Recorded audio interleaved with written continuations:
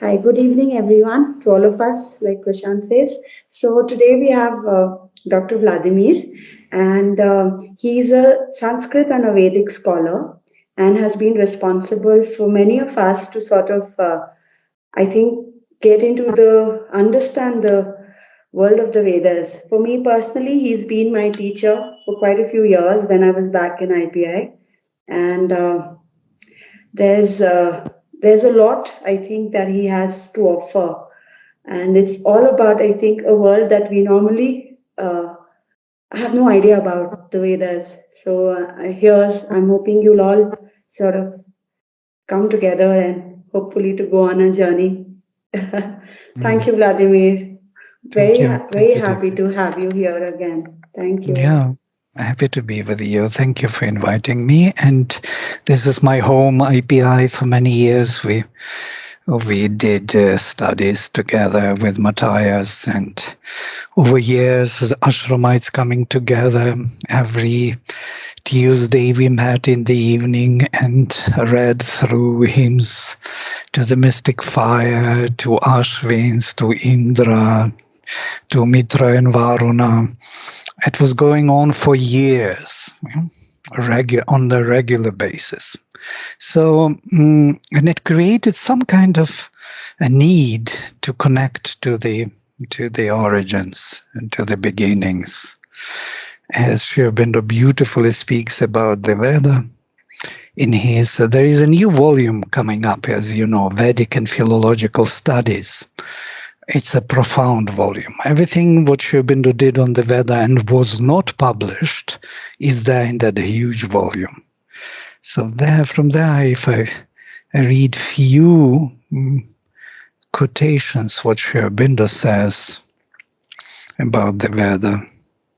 The Veda was the beginning of our spiritual knowledge. The Veda will remain its end. Now, if Sri Aurobindo says so, and he is so particular about things, he will never say in vain words like this. There must be some deeper meaning. So what is this Veda about? Since you're psychologists, it's interesting how Sri Aurobindo speaks of it. Let me maybe read some of it at least. It will give you an idea.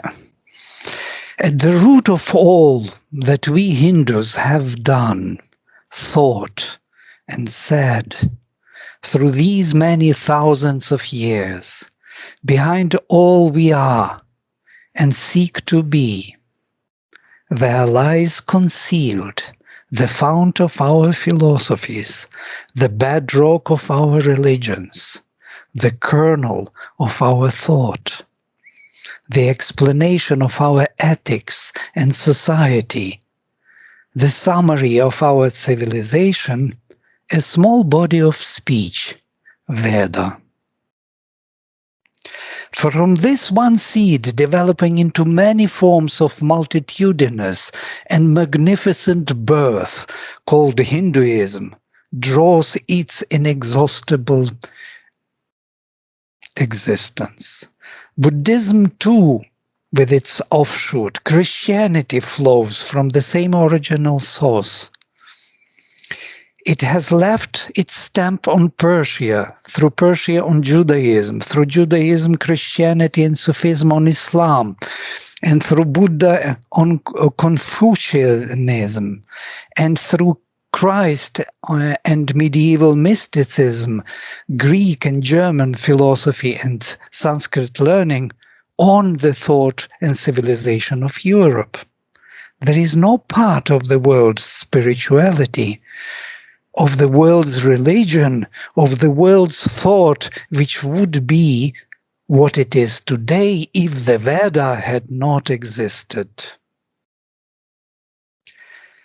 Of no other body of speech in the world can this be said.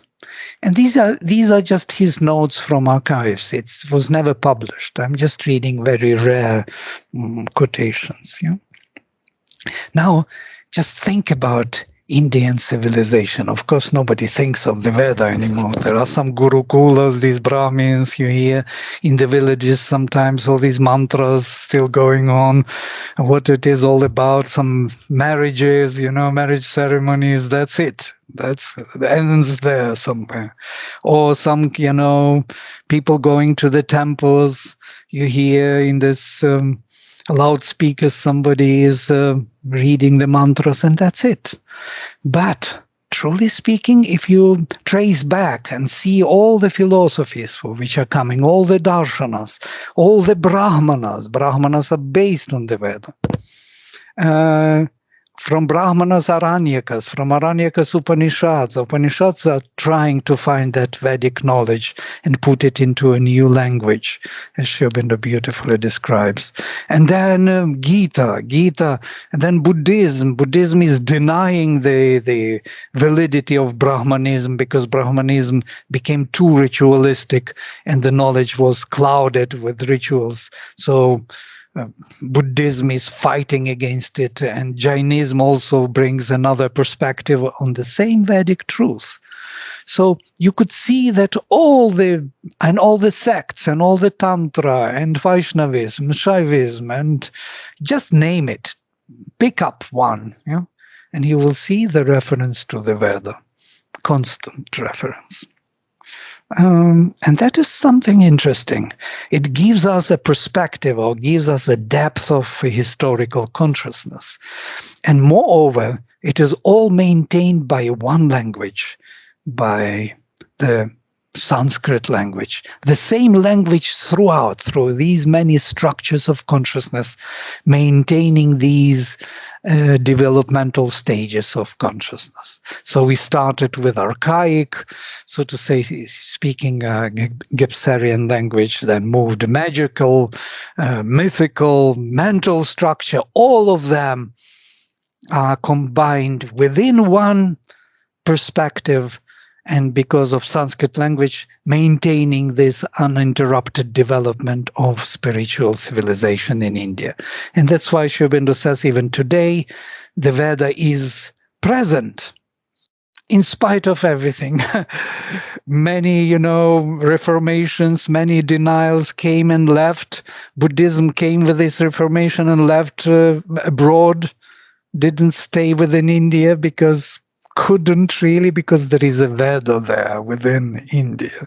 So it had to go somewhere else to find its root somewhere else and, start influence Chinese civilization and Japanese and the Far East and spread all over the world. Now it is in the US also here, very popular. Buddhism is more popular than anything else.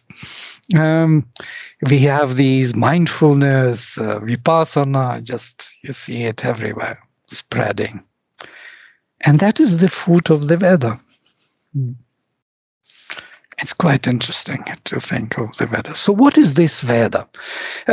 Since you are psychologists, maybe I should give you a psychological kind of perspective rather than historical or mythological. Would you like to have a psychological perspective? What is in the Vedas?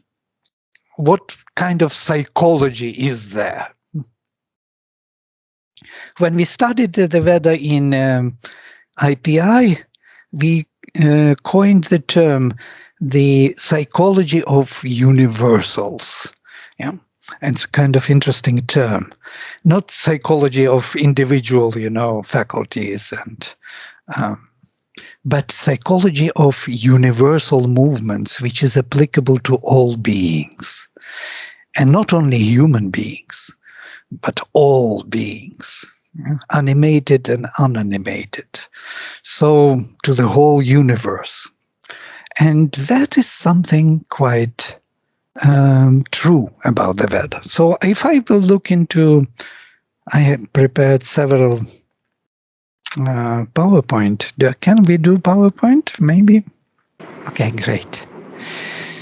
So I will try to briefly kind of locate the psychology in the Vedic vision. And since Sri Aurobindo is using the Veda for explanation of his vision, and so I am using this triple transformation taken from Sri Aurobindo's Integral Yoga.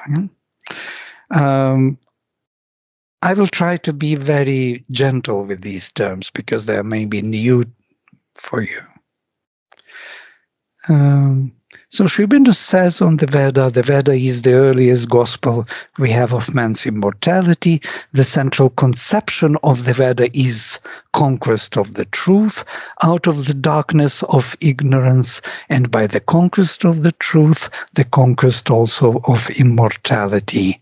The Veda is perfect and beautiful in its coherence and its unity. Why I'm saying this? Because many people think that Veda is not coherent because they can't figure out what it means. Yeah. So the Vedic vision, what was that vision about? I will start with the myth of Shatapatha Brahmana, which will psychologically explain a lot. So at the beginning was the self, says Shatapatha Brahmana. He was alone. Self means Atman. Atman was at the beginning alone. And he looked around and didn't find anybody except himself. He said, I am. But there was no other name to say, for he was alone. He was not happy. He wanted another. It's a very brief summary of that myth, but it is very psychological. So, since you're a psychologist, it would be interesting for you to see from the psychological point how creation started. So at the beginning was oneself. Wherever he looked for someone, he couldn't find anybody, only himself. He was everywhere. He looked here and there, and he was everywhere because he was alone. And then he said, I am, but there was no predicate. There was no other name to say who he was. He didn't know. He knew himself as I am what I am, as you remember from the Bible. I am what I am. So he could come only to himself, know only himself as such. And there is more to this myth, which is not written here. And then he became afraid. The fear came to him. And that's why Shatapatha Brahmana says, that's why the one who is alone is always afraid. And then he thought, whom am I afraid of if I alone am? I, who is omnipotent, omnipresent, omniscient, whom am I afraid of? And fear vanished. And Shatapatha Brahmana says, yes, fear always comes from another. And this is a profound psychological truth. Fear comes from another, from otherness of self. So this fear, which is from root bhi, bhayam, as you know, yes, bhai. In Hindi, most probably bhita, being afraid. This fear is shrinking back to oneself, because beyond oneself, one recognizes that it is not oneself. Recognition of otherness of self is shrinking, is putting you or pulling you back to yourself. So that shrinking, that tension was created within him before the creation, because he was looking for somebody else and couldn't find him. And that tension was created, and that tension resulted in the last phrase, Savainaiva reme, he was not happy, Sadvitiyam aichad, he wanted another. So he wanted to be, in, as Mother beautifully describes, not in his total identity, supreme identity with himself, but in unity with himself. He wanted to experience the consciousness of unity.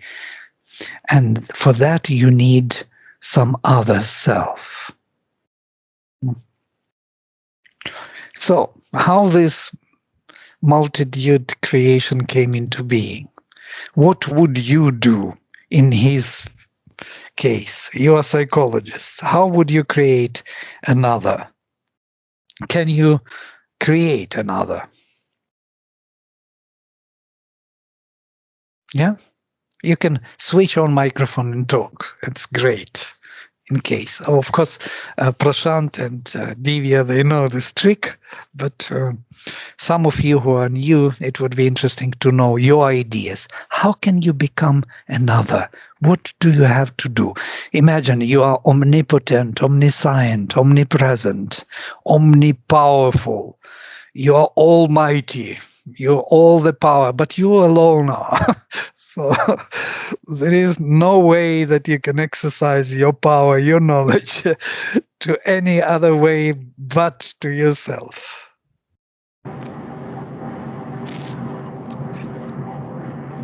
Yes, some ideas? Aditi? I'm not a psychologist. Yeah, go ahead, Anamika. Yeah, but I would create an entity, someone who's like me and who love me. Very nice. The last part is the best. Yes, yeah, of course. But he wants to do it, but he doesn't know how to do it. How would you do it if you everywhere only you, and nobody else? How can you do How will you other create another? entity? Aditi? Aditi? Yeah. So when you asked Vladimir that, how would you do this if you are alone and you are only one, the word that immediately came to my mind was split personality or multiple personalities. I would create multiple personalities. I don't know how, but that is what came That's to what my mind. that's what he wants. He wants to be multiple. He wants to be many, as the Veda would say, Bahusyam, may I be many. But how could you achieve it if, look at, you are everywhere, only light everywhere, only power everywhere, only, bliss everywhere. You are bliss, power, and knowledge and being everywhere. Only you are everywhere. So how can you be many? So then I guess if there is just light everywhere, then we need to create darkness somewhere so that various Exactly. shades of gray can happen. Yeah. Absolutely. So the divine, if in the Bible the divine said, let it be light, in the Veda, the divine said, let it be night. To become many. Absolutely. Very nice answer. So he had to deny himself in his self-awareness.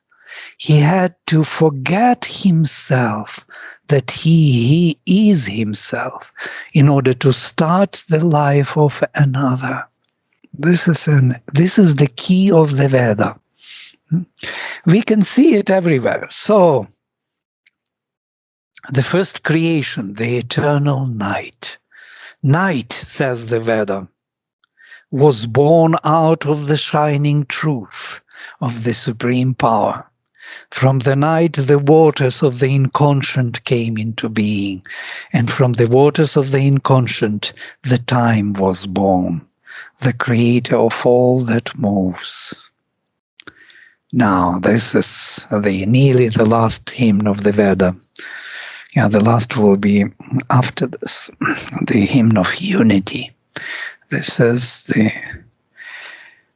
the profound vision. So the Lord said, let it be night. He wanted to deny himself in his self-awareness and become unaware of himself. In Nasadiya Suktam, if you remember, this hymn, there was no being and no being at the beginning. So there was no time at that time. And so the question at the end of the hymn is, who knows where this creation is coming from? Who knows where this night is coming from? The gods came later, and it's quite interesting. The gods came later. The gods are not yet here in this night. It is only him and his unawareness, as it were.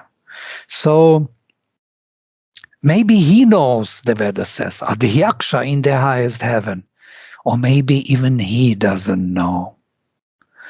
Why the Veda says so? Maybe even he doesn't know, because in that darkness where he denies his own self-awareness, he really doesn't know himself anymore.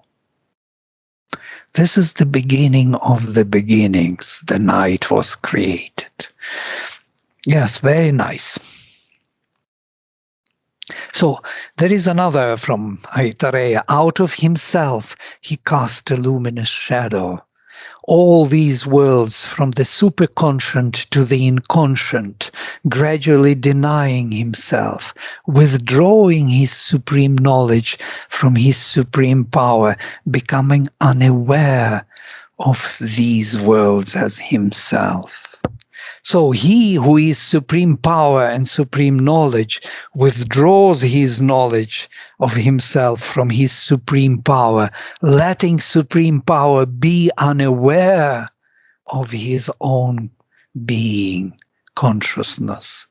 And that supreme power, unaware of him, is the beginning of creation. That is the darkness.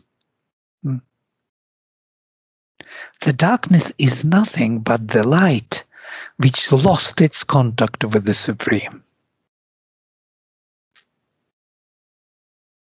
This is something to understand, because if we look into the Vedic hymns, where the Rishi is invoking Hvayami Agnim Prathamam Suastaye, Hvayami Mitra Varuna Ihavase, Hvayami Ratrim Jagato Niveshanim, Hvayami Devam Savitaram Utaye. I call to Agni first for well-being. I call to Mitra and Varuna, the divine consciousness and being, for support. I call to night. I invoke the night, who introduces all the beings into this manifestation, says the Rishi. Rishi invokes the night as his friend, as the location in which we are all located. It is the place we are all placed as the souls, as the sparks of the divine. All right. Sri Aurobindo has a quotation from his beautiful poem Savitri. In the enigma of the darkened vasts, in the passion and self-loss of the infinite, a contradiction founds the base of life. The eternal, the divine reality has faced itself with its own contraries. Being became the void, conscious force nescience, and walk of a blind energy. And ecstasy took the figure of world pain. So everything was pulled down. Only the blind energy remained, but it became blind. It lost its awareness of what it is. So in the mother's story, and I'm coming to the mother's story of 4 supreme emanations which came from the Supreme, it's another way to say the same, but in a more concrete way. So consciousness in light, bliss, truth, and life were first emanations of the Supreme, which had to manifest the Supreme, to create some other being for him. Bahusyam, may I be many. So when they were given this task, they knew themselves as the Supreme, and they started to move as if they were the Supreme, though they were only emanations. So in their non-collaborative approach with each other and the Supreme, they gradually lost the connection with the Supreme, and consciousness in light gradually fell into its opposite. And you see at the bottom, this is the sign of darkness. So consciousness in light turned gradually into darkness.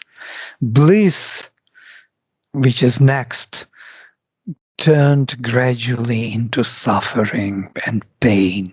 Truth, which is supermind, we will speak about this. This is the recovery of Sri Aurobindo's knowledge. Gradually turned into falsehood, and life turned life, which was always immortality of the divine being and consciousness and bliss, that one who alone is, turned into death. So for the first time, he could die. He was not able to die before.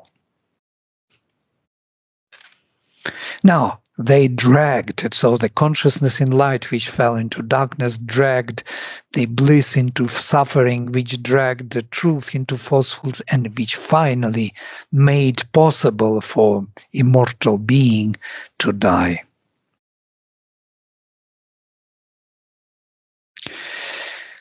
So, having seen this, what happened to the first emanation, the Supreme Aditi, the Divine Mother, the Supreme Consciousness power, Chit Shakti, in the Vedic tradition, Chit Tapas, turned to the Supreme and said, look what happened.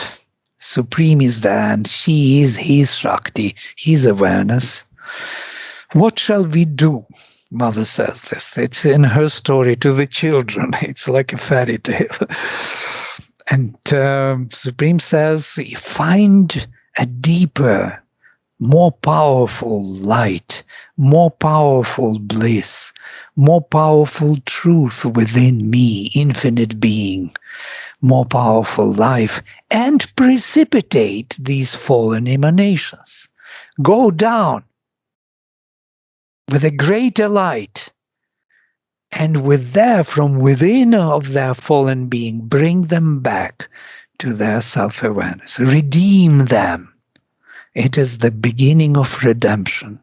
So when the first involution took place, and that is the involution in terms of Sri Aurobindo's terminology, when the first involution took place, says the Veda, and the light was turned into the darkness, the creation became as if unsteady. It could not sustain itself because it wasn't. Shithilam eva, it became shaky, adhruvam eva, as if unsteady. And this eva word, as if unsteady, as if shaky, because there is no other way to describe it. So the Supreme had to enter and to support it from within. When he entered, as the Veda says, himself by himself, atmanatmanam abhisam vivesha, the creation became steady. It was caught by the divine from within. The fallen emanations, the darkness was held accountable now. It could sustain itself. When all was plunged in the negating void, non-being's night could never have been saved if being had not plunged into the dark. These are the lines from Savitri. These are the fundamentals of all possible psychology, philosophy, sociology, linguistics, art, science. Within our unconscious darkened being, there is the supreme light, which sustains it, which allows it to be. Non-being's night could never have been saved. It could not sustain itself even, because it wasn't. Unless, if being had not plunged into the dark. This miraculous creation would not be possible. this becoming of the being would not be possible.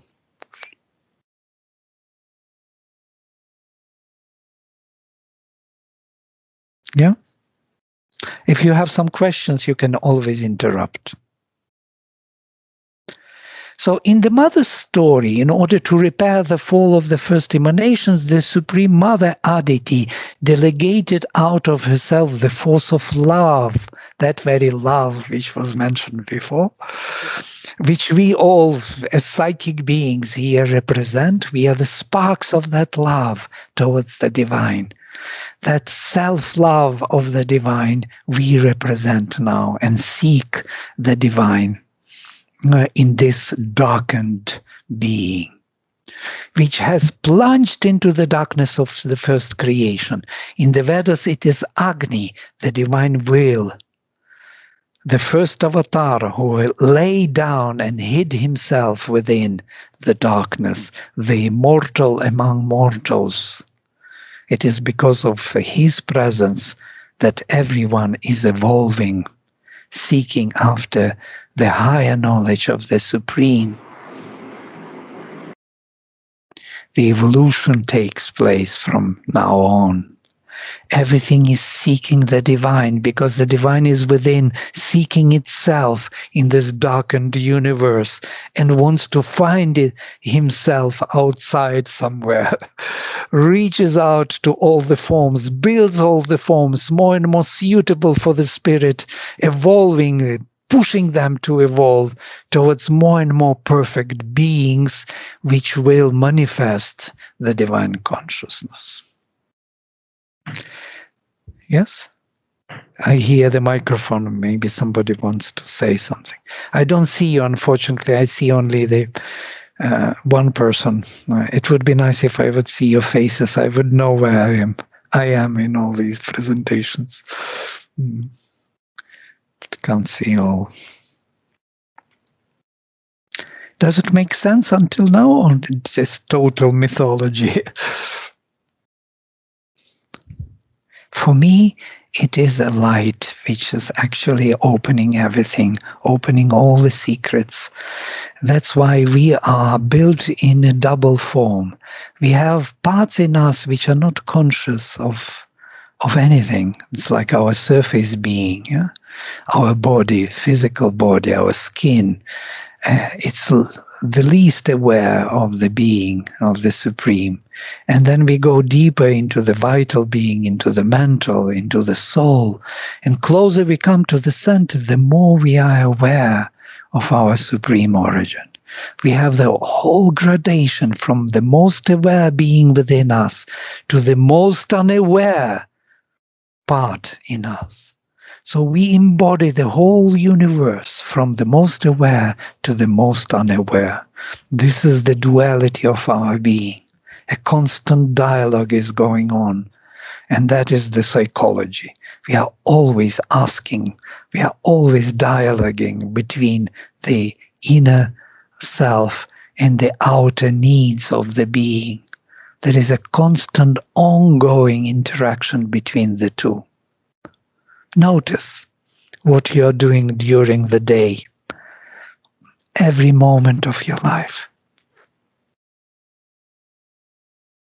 You're always choosing where to go for your outer being, comforts, sustainability, or for your inner growth and truth from within, which is constantly a little bit contradicting with what you have on the surface. There is a constant tension, battlefield, fight, choice. You have to make your choices. Every step and every moment in your life, you are making choices. Where to go with inner light or without a being, whom to give the priority. Yeah? And many times we do wrong choices.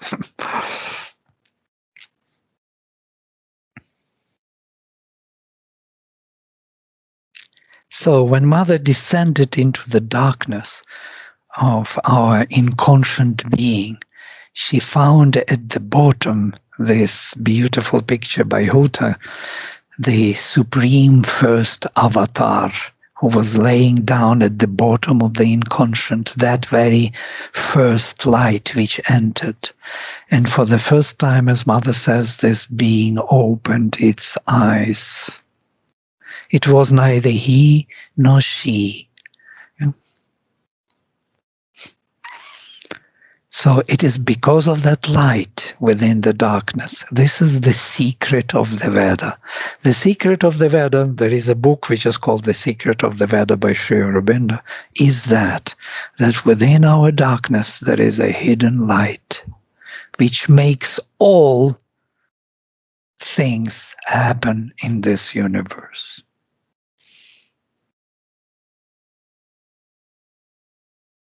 So the evolution. A soul of the divine is here slowly awakening out of its involution and concealment in the material inconscience. Now, matter itself is the form of that inconscience. It is the formation of that infinite, immortal being which forgot itself and could die. The matter is constantly changing its form. Dying is a perpetual living in time and space, changing the form constantly.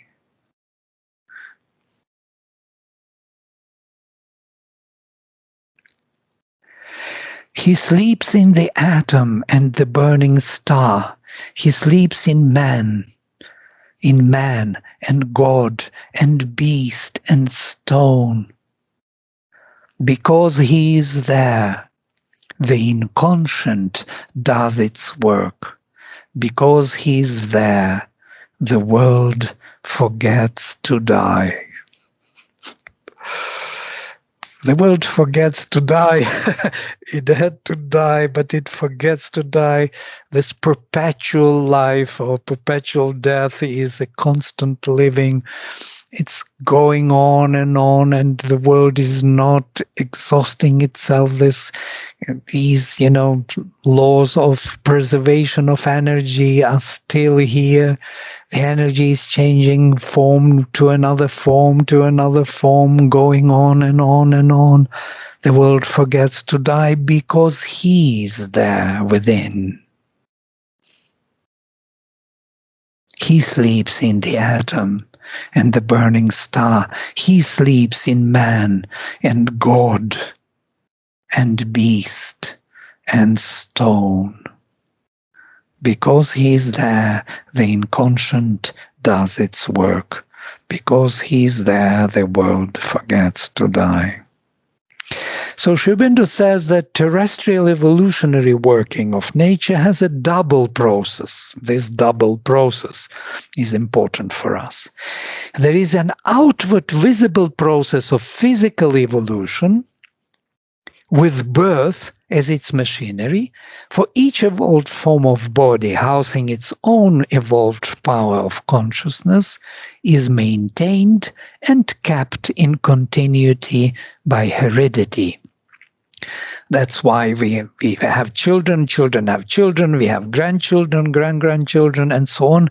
We pass the genetic code, the modification within genetic code to the future generations, uninterrupted process of physical evolution. But there is at the same time an invisible process of soul evolution, with rebirth into ascending grades of form and consciousness as its machinery. There is someone within who is being reborn within this body, within future bodies, who is pushing forward this evolution and evolving himself through this process. It's our soul, psychic being. So, if the first part is clearly the Darwinian evolution, yes, the form of the body is evolving, developing, the survival of the fittest, then the second half is the very engine, the very power of this evolution, which is without which that outward evolution would not take place at all. Why should outer form develop into anything? Why should body develop? There is no reason for it to develop, to evolve, to become fittest. If that inner being would not be there.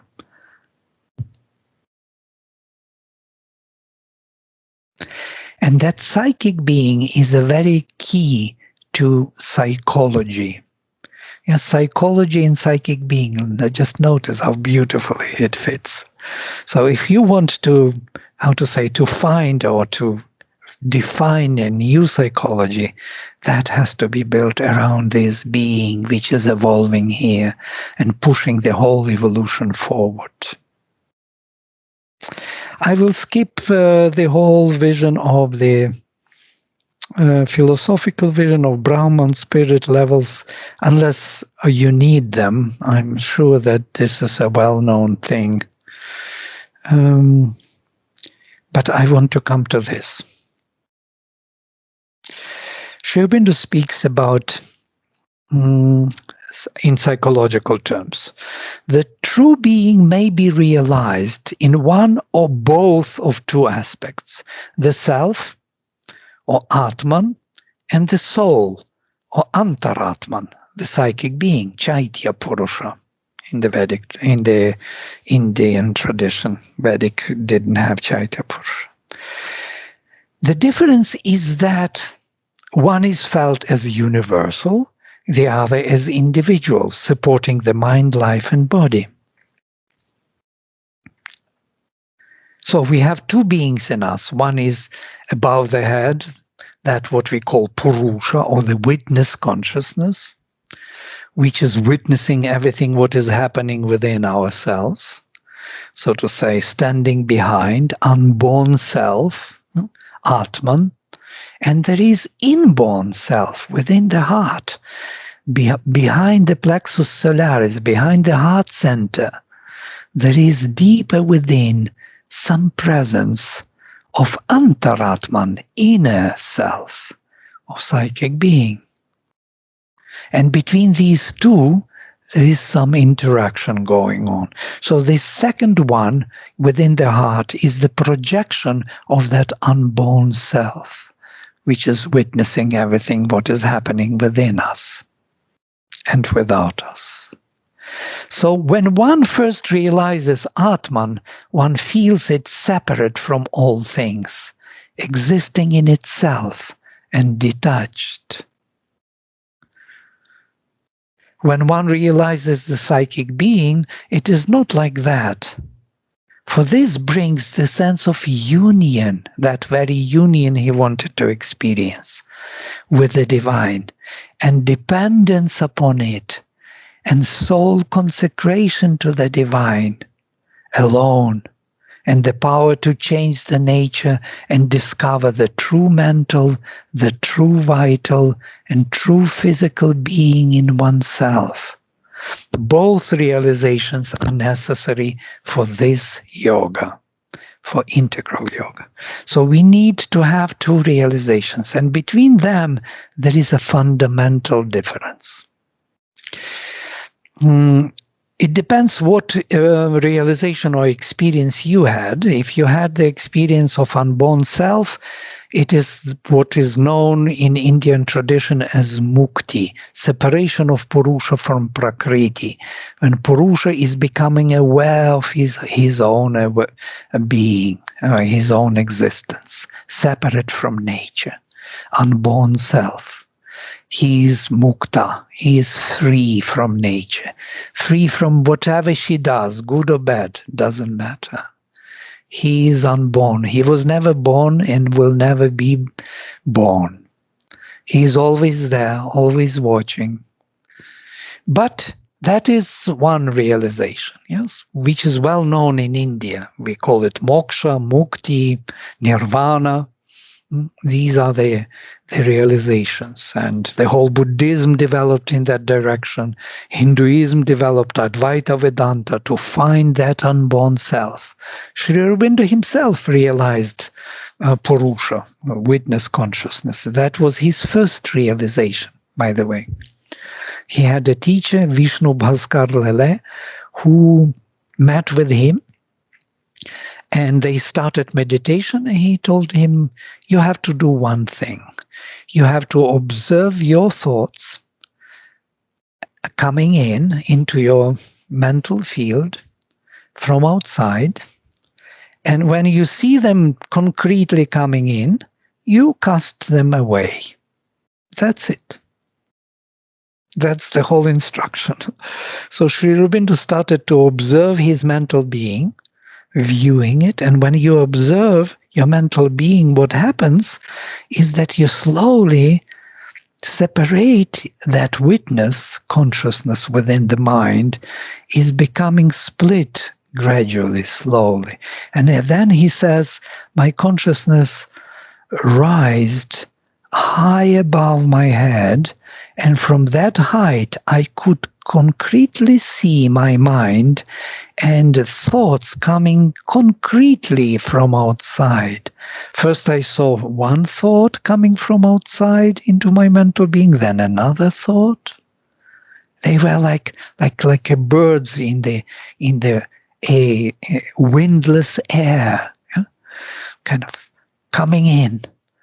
So I cast them away, says Sri Aurobindo, and held that atmosphere for a while, and then the profound peace descended from above.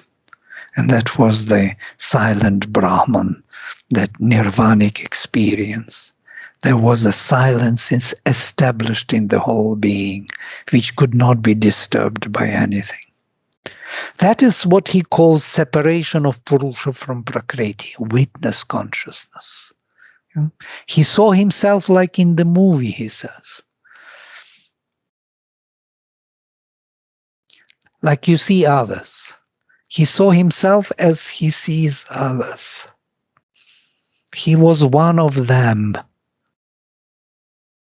And that is the realization of that Atman, consciousness. But psychic being is different. It is within the heart. It is seeking the union with the divine. It wants the divine to be embodied here in this nature.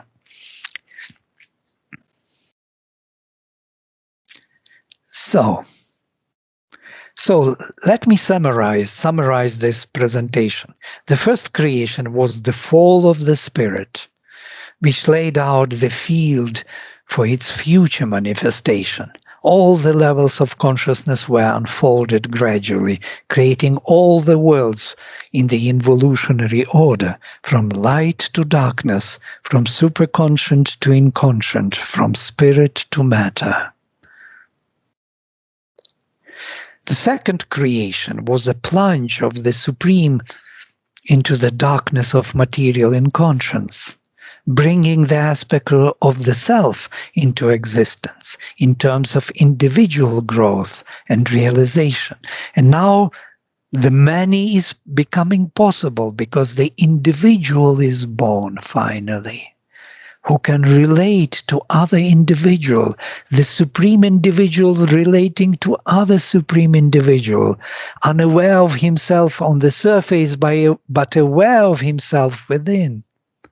From this point, matter becomes animated and the evolution takes place. It goes on until the psychic being is fully individualized and formed, and the instruments of its expression, body, life, and mind, are totally, fully developed to embody the spirit. And finally, so the third creation. So if the first was fallen emanations, the second was plunge and the evolution, the third will be the reconciliation between the inner and outer, is the supramental descent, what Sri Aurobindo calls. It reconciles nature with the soul enthrones the psychic being, our inner self, as the Lord of creation, and gives it direct access to the higher realms of being and consciousness, establishing the law of the spirit in the whole nature. This is basically the whole vision. There's nothing else to add. I can go to Sri Aurobindo's terms if you want. Sri Aurobindo speaks in the Life Divine about these processes. There are different statuses of the divine consciousness, says Sri Aurobindo: individual, universal, and transcendental. Here we are. There are also different statuses of transformation. First is the psychic transformation. That psychic being is to transform our fallen nature of the mind, vital, and body, in which all is in contact with the divine through the individual psychic consciousness, that love for the divine in the heart of man. Next is the spiritual transformation, in which all is merged in the divine, in the cosmic consciousness. I will come to it in a minute. If first Sri Aurobindo realized the unborn self, and then it's quite interesting, he has to realize the cosmic being. He had these experiences in Alipur jail. In Alipur jail, he was taken in, by British in the 1909, and Krishna revealed himself to him. He saw Narayana, the divine presence, in everybody and everything.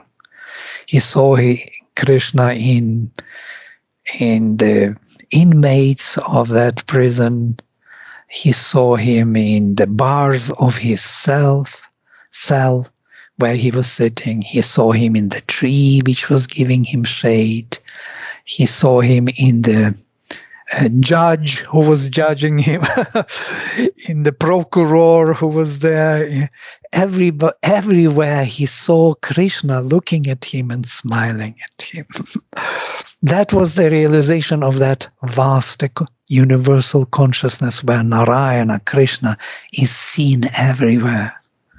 And the third is the supramental transformation, what he was working for, in which all becomes supramentalized in the divine Gnostic consciousness. And supermind, I skipped this slide here, but this is the Vijnanamaya Purusha, which connects the transcendental Satchitananda, Vijnana, you see, supermind, with this lower hemisphere of mind, prana, and anna.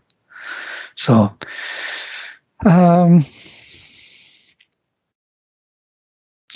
I will read on these three transformations, 3 slides, and there I will stop, because it's already, I think, the plate is full. So, the psychic transformation. The psychic being is a flame born out of the divine, and luminous inhabitant of the ignorance grows in it, till it is able to turn it towards the knowledge. It is a deputy of the unborn self, or Atman, in the forms of nature, the individual soul, supporting mind, life, and body, standing behind them, watching and profiting by their development and experience. The psychic being, our soul, is watching and profiting by the development of the outer instruments. It learns how to be here in time and space, how to endure. That immortal being has to be here, and it has to build more and more its kingdom through them. And once this outer being becomes flexible enough to embody the inner being, then it doesn't have to die. It can sustain the immortal being. And that is the immortality of the Veda. the transformation, a constant transformation of our outer selves, outer beings. And that is called the sacrifice, yajna. Yagya, yeah, that yajna which is taking place is a transformation of our outer unregenerated being into more suitable instrument of the inner divine being. If it can come forward into the front and govern overtly and entirely this outer nature of mind, life, and body, then these can be cast into soul images of what is true, right, and beautiful. And in the end, the whole nature can be turned towards the real aim of life, the supreme victory, the ascent into spiritual existence. So it must come to the front and take charge of our mental, of our thoughts, of our vital, our emotions, feelings, sensations, and of our body even, consciousness. The spiritual transformation follows the psychic. Now notice, this psychic which is now in front can, by spiritual influx, by the bigger presence of the divine in cosmos, enlarge itself and embrace the whole world in an intimate communion and oneness, to see oneself in all being and all being in oneself, the Veda would say. This is the spiritual transformation. This is the sacrifice the Veda is speaking about. They speak about the spiritual transformation constantly. Or it may become aware of its eternal companion and elect to live forever in his presence, in an imperishable union and oneness as the eternal lover with the eternal beloved, which of all spiritual experiences is the most intense in beauty and rapture. You remember Mirabai seeing Krishna everywhere. She lived in the presence of the beloved. She called to him in every form, in every being. Or Kabir's songs, this bhakti movement, finding him everywhere, to live in his companionship, with his friendship, being those gopis, running and looking for Krishna everywhere and dancing with him and loving him. These are our souls which are looking for this universal companion, eternal companion, to live in his presence, an imperishable union and oneness as the eternal lover with the eternal beloved. All these are great and splendid achievements, and that is the spiritual transformation of our spiritual self-finding, but they are not necessarily the last end and entire consummation. More is possible. And this is Sri Aurobindo. More, even more than this is possible. And this is more. Supramental transformation. The psychic transformation, that very psychic which has to take charge of our being and then enlarge itself. After rising into spiritual change, has then to be completed, integralized, exceeded, and uplifted by a supramental transformation. In supermind is the integrating light, the consummating force, the wide entry into the supreme Ananda. The psychic being, uplifted by that light and force, can unite itself with the original delight of existence from which it came. We are Anandamaya Purusha, and now we become Anandamaya Purusha here in time and space. overcoming the dualities of pain and pleasure, delivering from all fear and shrinking the mind, life, and body, it can recast the contacts of existence in the world into terms of the divine Ananda. And here I stop.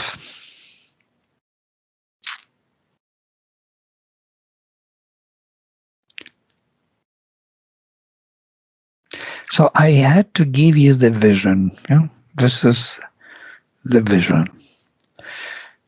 To say everything in one go is quite a challenge. Yeah?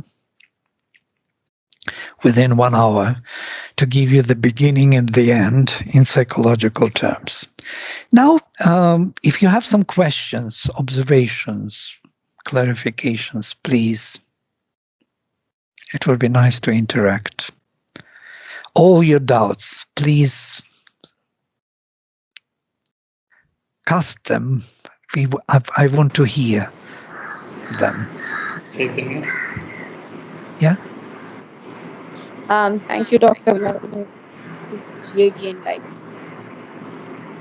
So as I was listening to you, and I'm a psychologist, what I was thinking was for every concern or psychological issue actually is a call to go deeper, is to connect to yourself, your higher self. That is what that was my takeaway. And the shamans actually say that psychological illness is basically where there's too much energy here and it's not being grounded. And I was connecting the darkness to shadow element, working with it. And Matthias is telling us the story of Sagar Manthan. So what you were saying and the Sagar Manthan, the light and the dark, and then the coming together with that third, the supramental, I'm still getting used to the terms, the supermind. It was very, very,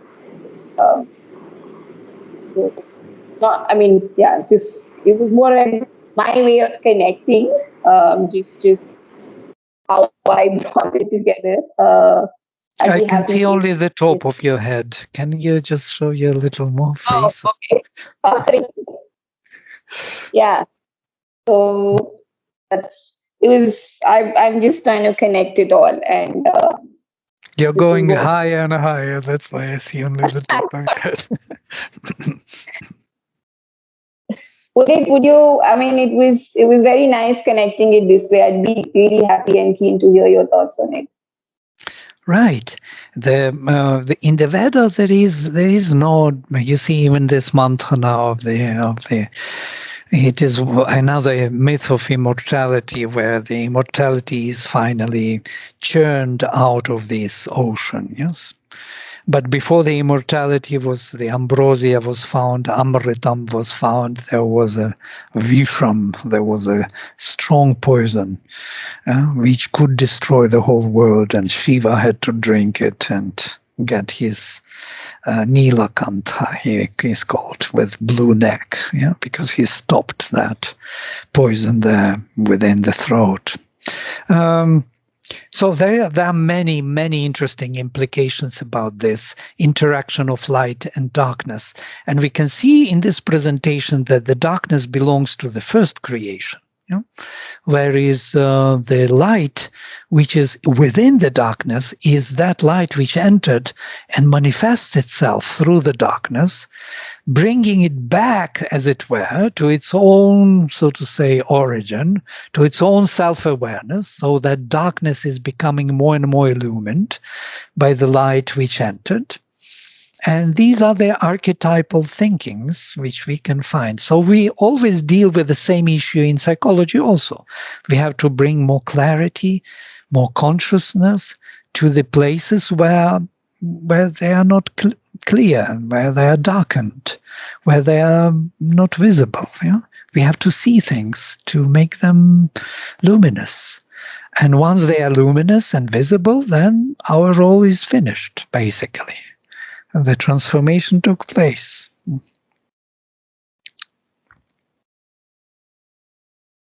Thank you. Yes, you're welcome. Ashita?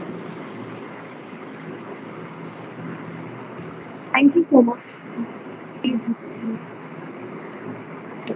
I just had a clarification. Is the supramental Ashita, we can't hear you very well. hello? Yes. Is it better? Yeah, it was breaking a bit, but now it's okay. Oh, okay. So I just wanted to clarify if the supramental transformation is the same as a Jivan Mukta. Does it have the same connotation? No, it is not. Jivan Mukta is more of that separation of Purusa from Prakriti, yes? The unborn self. There are two major realizations of our individual self. One is to separate Purusa from Prakriti and to discover Jivan Mukta, that Jivatma, yes? And that becomes the liberated. Mukta means liberated, when the soul is liberated. Yeah? So, but when the soul is liberated, it doesn't mean that transformation took place yet. So there is another stage, as Sri Aurobindo beautifully describes in the conversations with Pavitra, where Pavitra comes to him and seeks the ideal of mukti. He says, I want to have mukti. I want to see myself as I see others. And Sri Aurobindo says, yes, there are people in India who can give you this. If my yoga would be about that, I would continue this. But my yoga went to the second stage, where mukti is no more the case. Mukti is the first step in Sri Aurobindo's yoga. Yeah? The second step is to bring the power of the divine, of Mother Shakti, as we call. That's why we speak about the mother, into the Adhar, into our vessel. And that power has to rebuild it and make it suitable for the divine manifestation. So the Jivan Mukta is the one liberated, is the first step. Then the psychic has to come into the front, is the second part of this Jivan Mukta. And that is only one part of psychic transformation. Spiritual is to find oneself in all beings and all beings in oneself, to enlarge oneself into the cosmic in a cosmic way, to become as big as cosmos, to see the divine in every being, to see the beloved in every being, that bhakti movement which is known in India very well. And finally, the supramental transformation is to open to the transcendental Satchitananda and to have the bliss in every touch, in every thought, in every feeling, the divine bliss. In every interaction, in every relation, there will be nothing which would not embody the divine bliss. And that means the realization of immortality, which is far, far away from whatever we think about here in this world. Thank you. Yes, you're most welcome. Aditi? Thank you, Vladimir. It has been a really wonderful session. I really liked it. So, we were talking about light and dark. So, 2-3 thoughts came to my mind actually, that if initially, because the light was feeling alone, it created darkness, does it imply that darkness was always there? Because how could you create something which was not there? Okay, so is it possible? Is it true? Very good question. Darkness is always there, only it was illumined by his self-awareness. And once he removed his self-awareness, that light turned into darkness. Darkness is nothing but light without him being aware of himself. Okay. So I'd actually never thought of light as being part of dark, and in a way, it is very, very reassuring because then you don't have to really fight your demons. They are.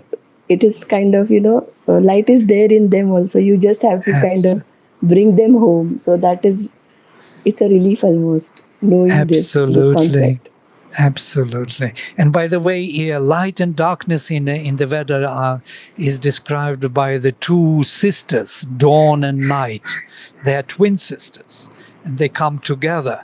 They are kind of the dawn comes, and then then she opens the day, and when the day vanishes, then the sister night comes and occupies the same space. And it is said that they are both of different form, but with the same mind, because they are nourishing the fire here within us. Night and dawn are two mothers who are nourishing the growth of the divine being within us. This is like churning of the ocean. They are both needed. Once we are coming to the light, what happens then? Why don't we stay in light? Why we have to fall into the darkness every time? Why do we have to sleep every day, every night? Why? And day also sometimes. It's quite interesting. We have to become unconscious every time. Why? Because that light, that experience which we got, we must bring. It has to sink down into the inconscient. It is accumulating the experience. It goes in, and that is the transformative process.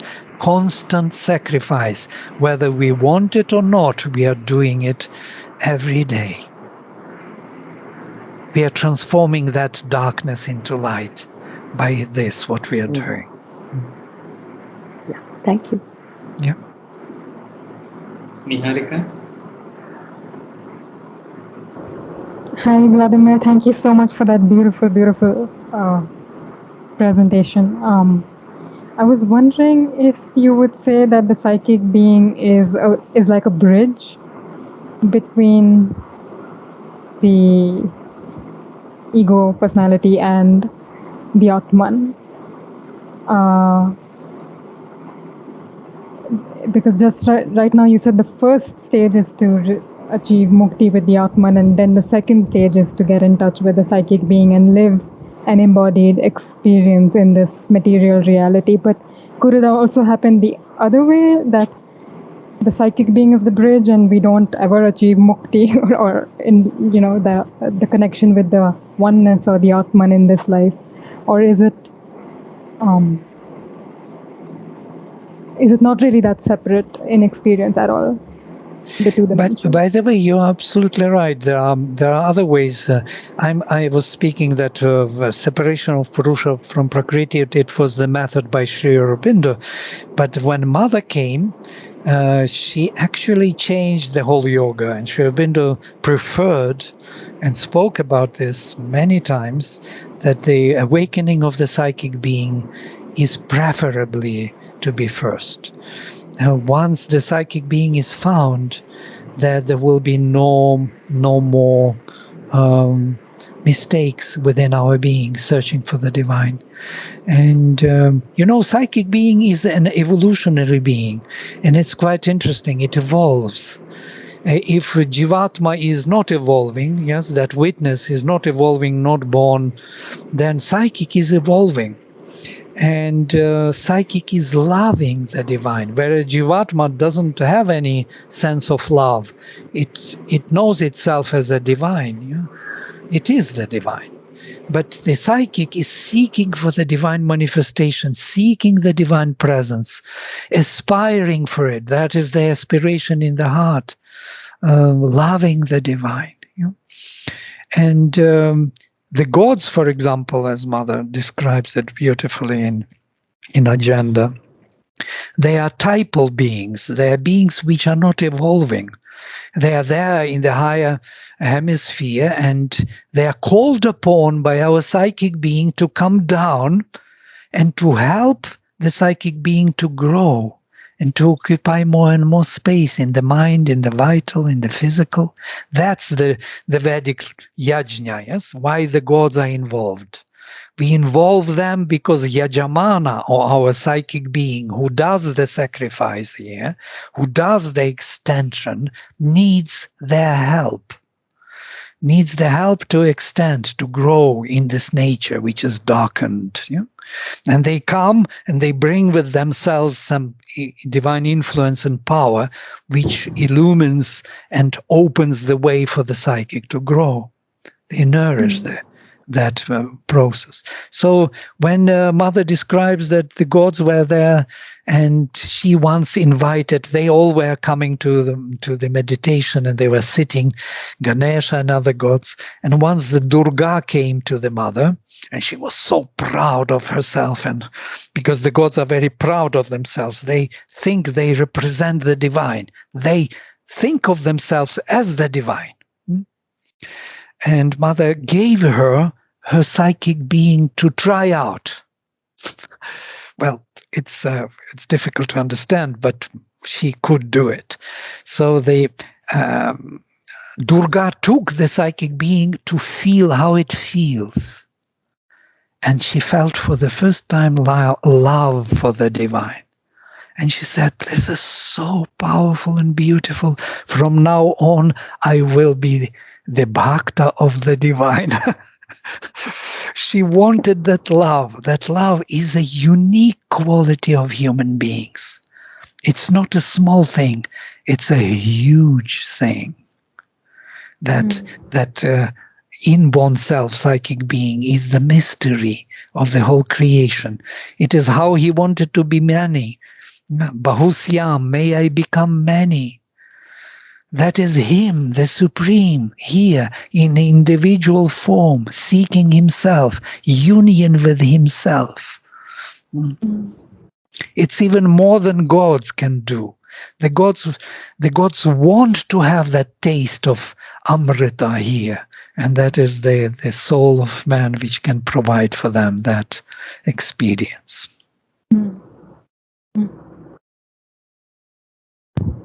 So would I don't know if there are really any people in the world who are associated purely with the Atman, but that kind of detachment, there is sometimes a tendency I feel in the spiritual world to detach, to not seek attachment in the human experience. And does that come from being Atman. actually separated from the psychic being and the love? Like, does it come from detachment from the love? Yes, these two, Sri Aurobindo says, they are both necessary. And one has to understand that Atman, who is unborn, and the Antaratman, who is inborn, Antaratman is a projection of that unborn self. They are beloved ones. Yeah? They are connected. We don't see that connection yet, but one is aspiring for the other. One wants to bring the unborn self into time and space, want to bring all the divinity into the activity here, calls to it, seeks its presence. And this is beautifully described in Savitri, how these two beings, how the aspiration of the divine within us merged with the divine unborn and became one being. And once they become one, then the realization is complete, basically. So, but between them there is a gap, as it were. Gap is the world, yeah, which has to be bridged. So through this world, the psychic is aspiring for the divine unborn. Thank you so much. Divya has a question. Thank you for these questions. They are very important. I'm glad that they are there. So, Vladimir, the Vedas are amongst the most ancient texts, right? There was the not universe. much of the Vedas in this presentation. Yes, correct. No, sorry, but you started off with the story of the Vedas, which already tells us right then that that's how we came into being. the whole darkness and light. I'm just wondering, how has it taken us so long to, like, it look, for most of us, this is a very new story and it's so ancient.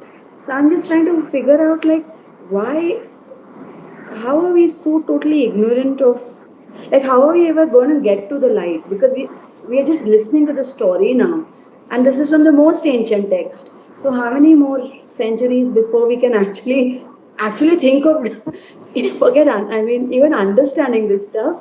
But the living seems like impossible, no? I mean, I don't want to sound a pessimist, but But these are archetypal visions, imagery. You see, it is immediately how to say, effective for us as the human beings. We all carry it within our consciousness, within our subconscious being. We know about it. It touches us deeply. You don't need to be a great scholar or great psychologist. It is the profound universal psychology which works for everyone, for a child, for scholar. Doesn't matter who you are, because that is the truth of our existence here and consciousness. In the most direct way, archetypes of our existence. Yeah? Light and darkness. What are these? Yeah, ignorance and knowledge. Light and wisdom and ignorance, and power and weakness, and the bliss and suffering. These are things which we are constantly dealing with. We don't need to really discover them. We know them from within. It's inbuilt in our nature. So we need only to tune our consciousness in such a way that we could see it and deal with it directly without too many concepts and intermediary explanations. Yeah? And the Veda is doing this for us. It goes straight forward to the very core, to the very quintessential archetypal way of looking at things, which is applicable to all times. That's why Sri Aurobindo says, Veda will be our end. It was our beginning, it will be our end, because we can't really speak about something more in a more concrete, in a more inclusive way. There is no other way to do it. Yeah? So there is another question by Puneet. Can I relate the first creation as Big Bang, or Big Bang is just a physical concept? And if Sri Aurobindo took something on it? Yeah, Big Bang. Yeah. You know how it came into being, Big Bang. It was a joke. Somebody was joking on TV, saying, oh, they again speak about this Big Bang. And it was like, ha, ha, ha, ha. And that Big Bang became actually a scientific term. Quite funny.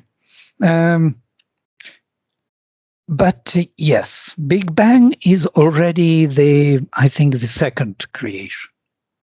The darkness was already intruded by the being of light, and it started to manifest the stars. What are these stars and galaxies, actually, if you think about them? Where that light is coming from, in a way. That is the physical representation of that light of consciousness behind.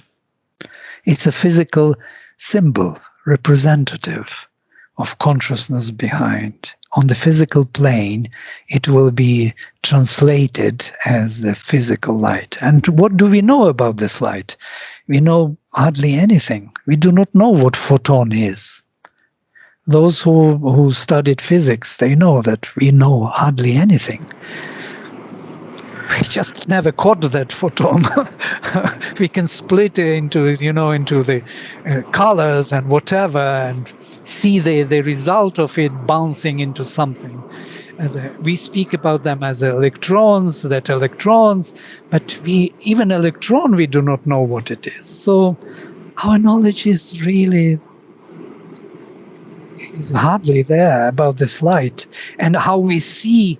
I was so surprised that we had a presentation by one physicist who explained how we see things, that the light, that photon which falls onto the, suppose if I will enlarge any object, like I press hand on hand, there is no pressure, there are huge spaces in between. So if I enlarge it, I will see that here atom with electron, there atom, it's like galaxies, with huge spaces in between, but they create actually the fields, the fields which resist. So the electron supposedly rotating around proton, creating the field of energy. So when proton falls onto electron changes its orbit because it's charged extra, and then it cannot sustain itself there and falls back, releasing extra energy. So this is how we see things. So we don't see the bouncing of the light. We see the emanation of light from every object, every electron which could not sustain its orbit now releases extra, emanates the light, emanates the energy. So the light is not bouncing, it's emanating. Every object emanates light. It's a mystery. We do not know how we see even what it is really we see. I'm not speaking how we translate it into the images even.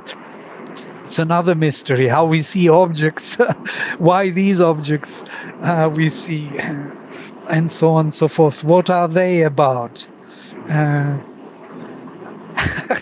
This is a mystery. If we would have more time, we would go into it, of course. It would be interesting to examine what is happening with consciousness. Somebody asked Sri Aurobindo, how come you say that there is vital and mental within the physical? Where are they? When we look at the proton and electron, we don't see mental, we don't see vital. Where are these forces? And Sri Aurobindo says they are within the relations between proton and electron. Relation. The force which holds electron and proton in this relation is the force of the mind, which makes these clusters of electrons and protons come together, build the nuclear, build the cell, build the clusters of cells. That mind within is building the architecture of the world until from the monocellular organism we develop into this human being, look at us, which can see, hear, speak, express that consciousness now and think about the divine. Look at this long process of evolution, how everything came beautifully into this manifestation. So what do we know about all of it? So we come back to the Veda, to the light and darkness, to start again and again, pondering upon our lives. It's an amazing journey. Thank you, everyone, for this beautiful interaction. Always pleasure to be with you. Thank you, Yes. Vladimir. Thank you, Vladimir. All the Thank best. you. Thanks for bringing the gods alive. So, as Divya said, we'll end with a minute of silence. And thanks for all your time, and it's been wonderful having you here. Yeah, thank you.